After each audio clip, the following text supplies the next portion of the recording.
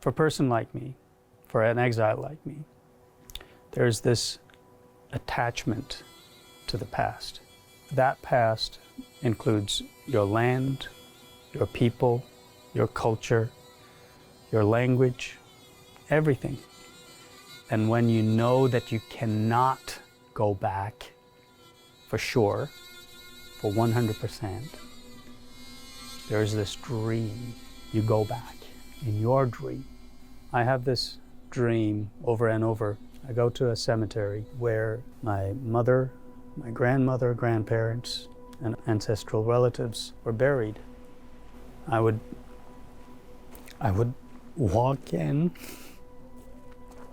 It's a long walk, very long, and I would spot different tombs of people I knew, and I would try to find their tombs. I would ask myself, it's why I couldn't find. And I would realize, oh, I was away when they were buried. And I would look for someone to show me their places and couldn't find. And I wake up.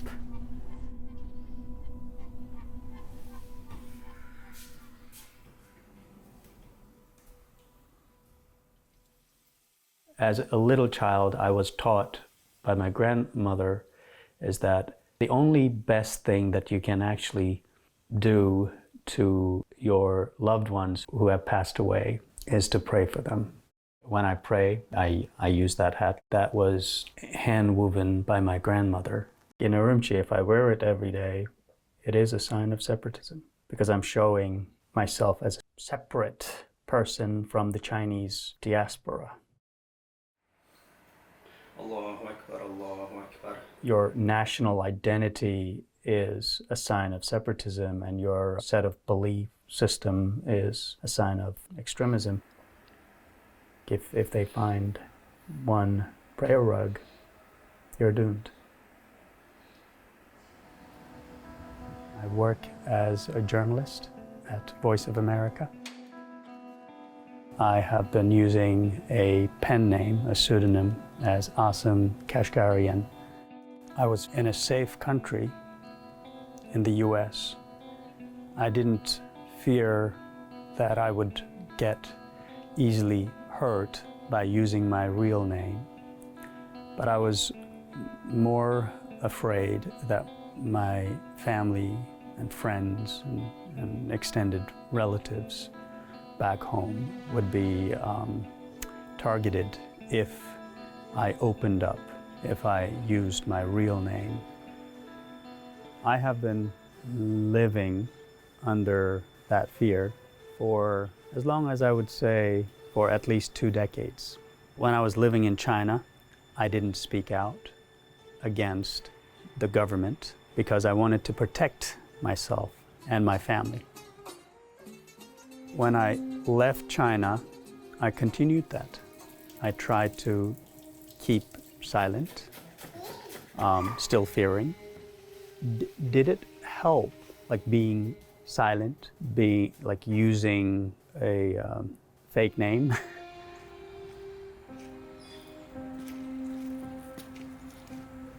I've seen friends, personal mentors, teachers, and some relatives being targeted. They had been interned, imprisoned, killed up until today.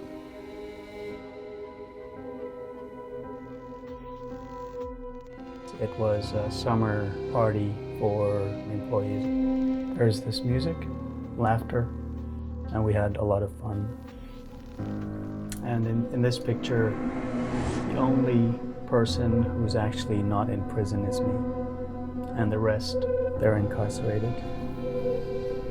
That photo is a reminder for me that my friends and colleagues are actually suffering. There are about 11 million Uyghurs living in China. And it seems that evidence suggests that, at least 1 in 10 Uyghurs has been detained or arrested. The Chinese government has often targeted Uyghurs as a security concern. If you practice religion in a way that the Chinese government sees as not acceptable, you're an extremist, but that means you're also a separatist and you're also a terrorist.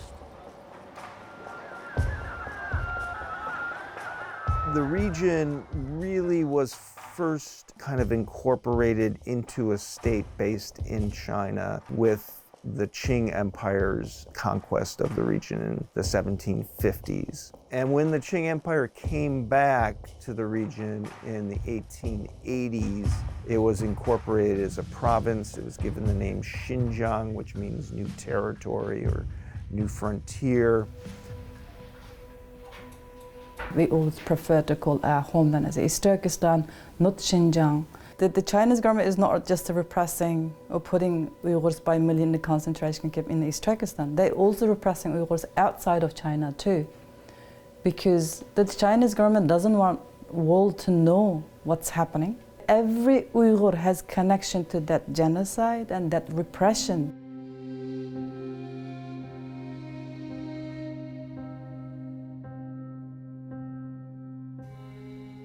This is a land of harmony and stability, where people from various ethnic backgrounds live and work in peace and contentment. I remember sitting in horse carts with my grandmother. She would say, "Oh, you don't see, my child. You are born at the best of times." When I was born in 1979, China began reform, and actually it was a very short-lived renaissance for the Uyghur life. The Uyghur language was kind of given some kind of autonomy until 1989.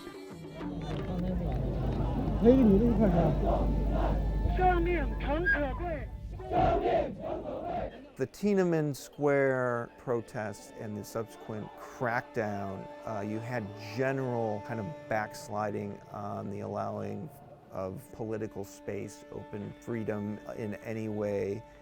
But in the Uyghur region, this was amplified by the fall of the Soviet Union. In the Uyghur regions, public protest was immediately identified as nationalism or extremism.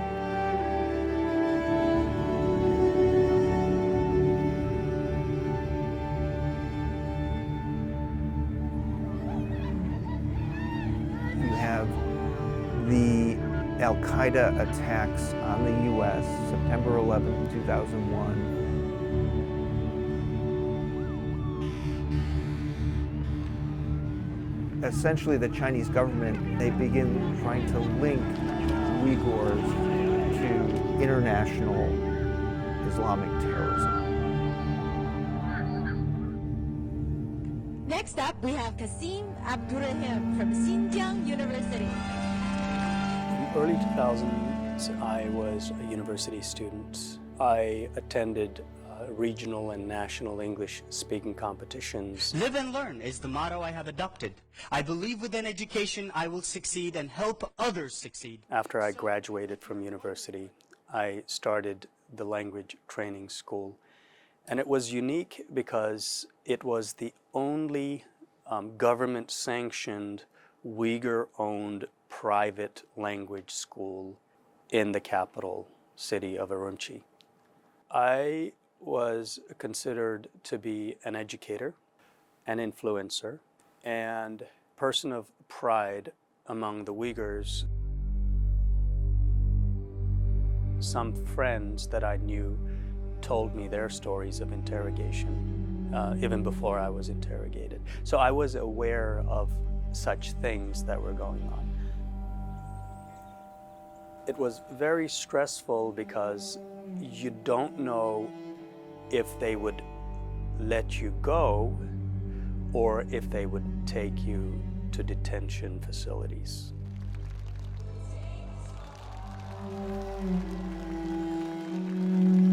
Amidst kind of the repression that followed the Olympics in the Uyghur region, We have an incident that takes place in a factory in southern China where several Uyghur workers are killed by Han workers.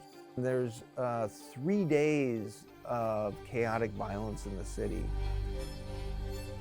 When the protest started in the evening, I was with my at least like 5 or 6 core staff, and we were going out to dinner. I saw Chinese women with 2 little kids coming at us. She asked to use one of our phones. I saw that she was very afraid, and I asked them if they wanted to stay in our school. On July 9th, during lunchtime, 7 Chinese police with plain clothes, but with weapons, came to my office. I thought that they were finally given an excuse to arrest me.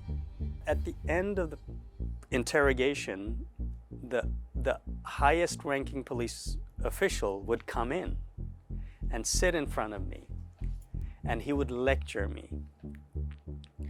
And then he would, in between, thank me for doing what I did, helping that Chinese woman and kids.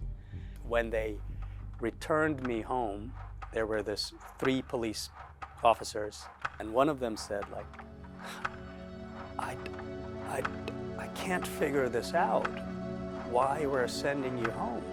You would be disappeared today. That was the plan.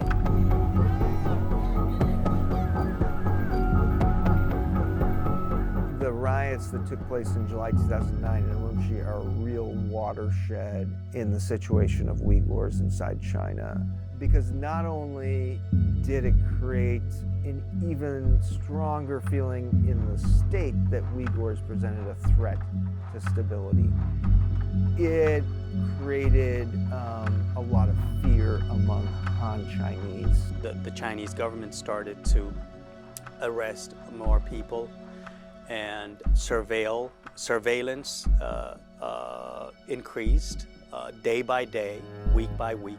So you have first these mass internment camps, and we start seeing the disappearance in mass of large swaths of the Uyghur population. What we have seen is something on a scale that hadn't been seen before. China Cables is both a project and a set of documents. The documents came to us through a line of Uyghurs out of Xinjiang several years ago. Around that, we built an international journalism project. The most surprising thing about the whole documents set is that it's them, Chinese officials, openly admitting what they're doing. So the Chinese government's public position on the camps is that they are humane and they're educational. And they're designed, part of the security apparatus, to stop terrorism in the region.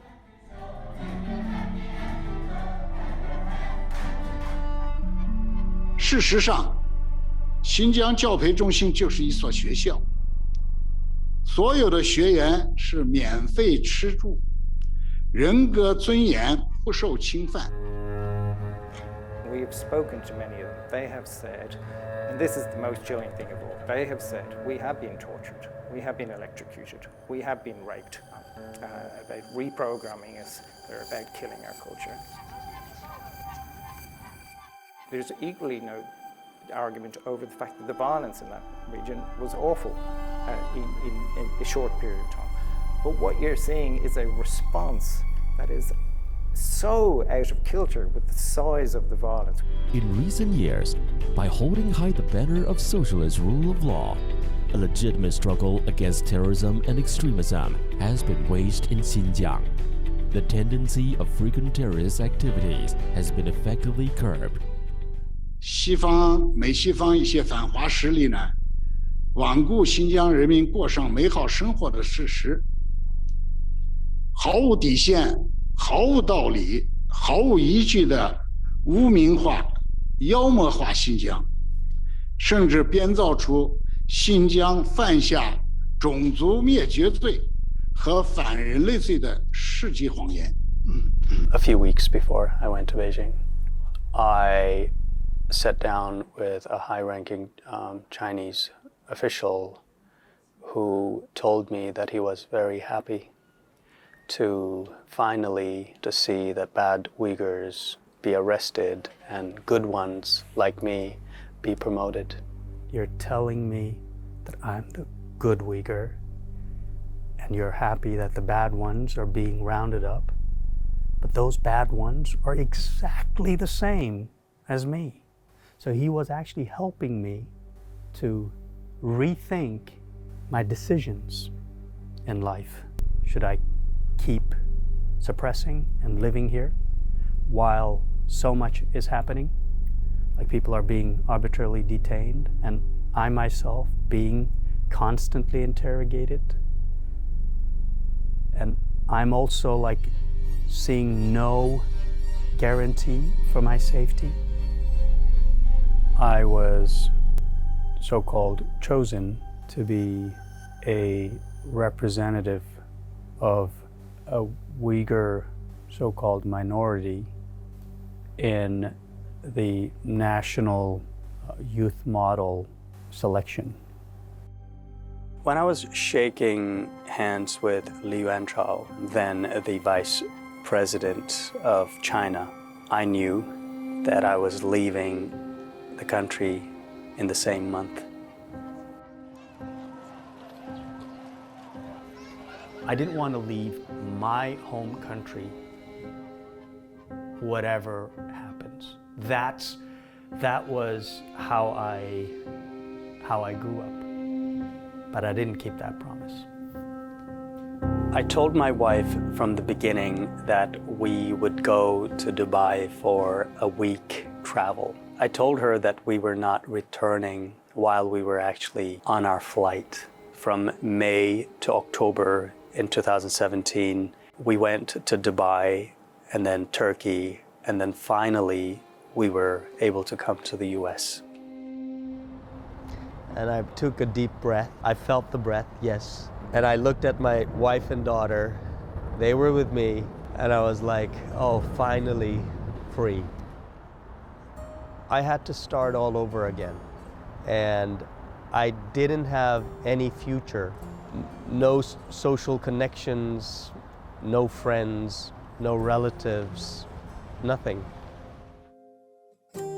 I told everyone back home that I was in New York pursuing an education in culinary arts. And all of a sudden, Education Bureau of Urumqi issued a notice telling me that if the legal representative of the school won't present himself in a matter of a few weeks, then we will cancel the school license. If I went back to China, I knew that I would be arrested.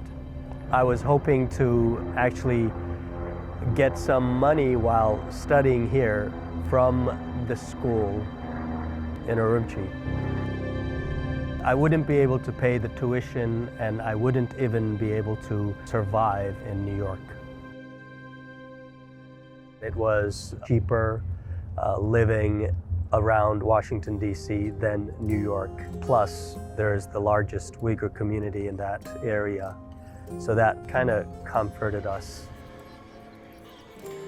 You have a whole community of people or a whole society who are sharing traumatic experiences.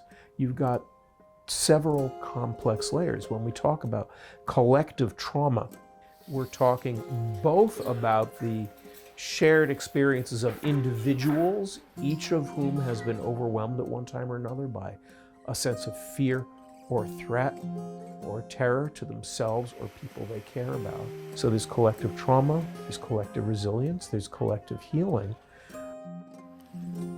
For the past 5 years, I've suppressed it so much. You really have to work very hard to actually balance through exercise. If I stop exercising or running, I know that I would be lost sometimes, like mentally. Sometimes you just lie in your bed, but you can't just get up. You ask yourself, what is this? Oh, that's fear. As long as I can remember, I was very little. I was at my grandparents' house most of the time. She passed away in 2019 in February. And I was in the US. When my grandmother was dying, there was one word that she uttered very clearly. And that was my name. Like,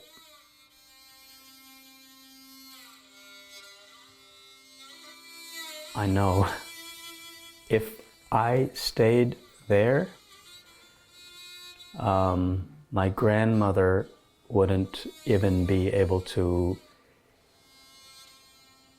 know that I was alive. I would be probably in one of those prisons. My beat at VOA is news about Uyghurs and other ethnic minorities in China. Every time I cover news, do interviews, and read reports about the repression against the Uyghurs, it's always, to me, it's always reliving the trauma that I have lived. At the end, I would feel joy and comfort in doing this because I know that I am making some impact in letting the world know what is happening. I don't feel safe every day or any day because my closest relatives and friends and past colleagues, they are actually indirectly harassed. Chinese secret police actually asked one of my friends to contact me, and they said to my friend that they already know that I work for Voice of America, and they were interested in becoming my friends, quote unquote, and then I refused. In America, you don't worry about police while you're walking in the street. You don't worry about police coming at you and checking your phone and looking for apps. Anger doesn't solve a problem. Revenge doesn't solve a problem.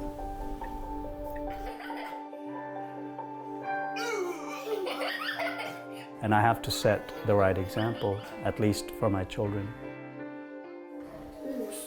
They should be able to learn stuff that has happened to their parents. Martin Luther King Jr. here gave his famous speech, "I have a dream." I have actually a dream that I have to fight for the freedom, for justice, and for everything that is uttered in Martin Luther King's speech, that equality, justice, and freedom is what everyone is entitled. In the US, after I have been granted asylum, I had the freedom to actually choose and use my real name. My name is Kashgar.